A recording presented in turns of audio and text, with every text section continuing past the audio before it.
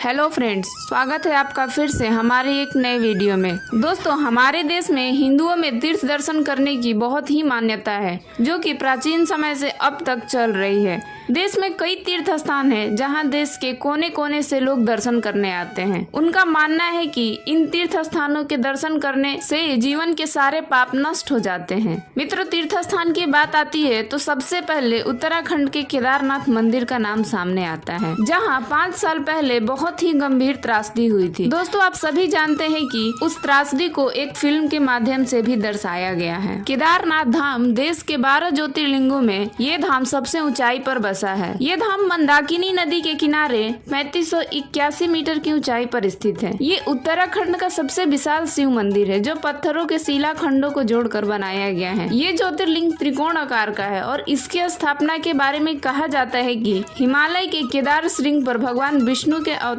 नर और नारायण ऋषि तपस्या करते थे। उनकी तपस्या से प्रसन्न होकर भोलेनाथ प्रकट हुए और उन्हें ज्योतिर्लिंग के रूप में सदा वास करने का वरदान दिया। दोस्तों, ये मंदिर एक 6 फीट ऊंचे और चौकोर चबूतरे पर बना हुआ है। मंदिर में मुख्य भाग मंडप और गर्भगृह के चारों ओर प्रदक्षिणा पथ है। बाहर प्रांगण में नदी बैल वाहन के रूप में विराजमान है। मंदिर का निर्माण किसने किया, इसका कोई प्रामाणिक उल्लेख नहीं मिलता है, लेकिन ऐसा कहा जाता है कि इसकी स्थापना आदि गुरु शंकराचार्य ने की थी। दोस्तों, आपको बता दें कि केदारनाथ पहुंचने के लिए गौरी कुंड से 15 किलोमीटर की पैदल यात्रा करनी पड़ती है। बाबा केदार का ये धाम कात्यूहरी शैली में बना हुआ है। इसके निर्माण में भूरे रंग के बड़े पत्थरों का प्रयोग बहुतायत में किया गया है। मंदिर की छत लकड़ी की बनी हुई है, जिसके शिखर पर सोने का कलश है। दोस्तों, केदारनाथ मंदिर को 3 भागों में बांटा गया है। पहला गर्भगृह, दूसरा दर्शन मंडप, जहाँ पर दर्शनार्थी एक बड़े प्रांगण में खड़े होकर पूजा करते हैं। इस जगह पर सभी तीर्थयात्री जमा होते हैं। और तीसरा सभा मंडप। मित्रों, गौरी कुंड से सुबह भगवान की पंचमुखी डोली गौरी कुंड से केदारनाथ धाम प्रस्थान करती है। इसके बाद केदारनाथ धाम के कपाट श्रद्धालुओं के लिए खुलते हैं। दोस्तों, भगवान केदारनाथ के दर्शन के लिए ये मंदिर केवल 6 महीने ही खुलता है और 6 महीने बंद रहता है।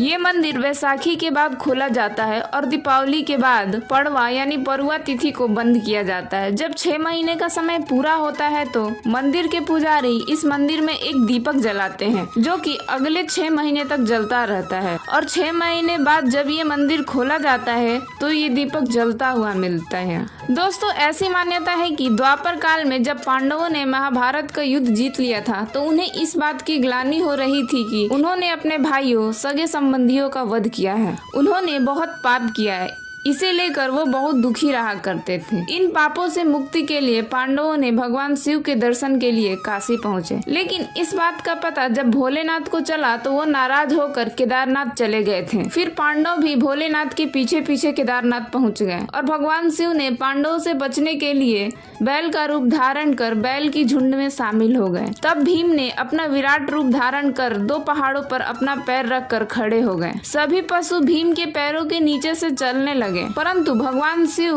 अंतर्ध्यान होने ही वाले थे कि भीम ने भोलेनाथ की पीठ पकड़ ली। दोस्तों, पांडवों की इस लालसा को देखकर शिव बहुत प्रसन्न हुए और उन्हें दर्शन दिए। उसके बाद पांडव इस पाप से मुक्त हुए, जिसके बाद पांडवों यहाँ पर केदारनाथ के मंदिर का निर्माण करवाया था, जिसमें आज भी बैल के पीठ की आकृति पिंड के रूप में पूजा की जाती है। दोस्तों, आज का ये वीडियो आप लोगों को कैसा लगा, कमेंट बॉक्स में जरूर बताएं। ऐसे ही और वीडियोस देखने के लिए हमारे चैनल पे बने रहें और हमारे चैनल को सब्सक्राइब करना ना भूलें। धन्यवाद।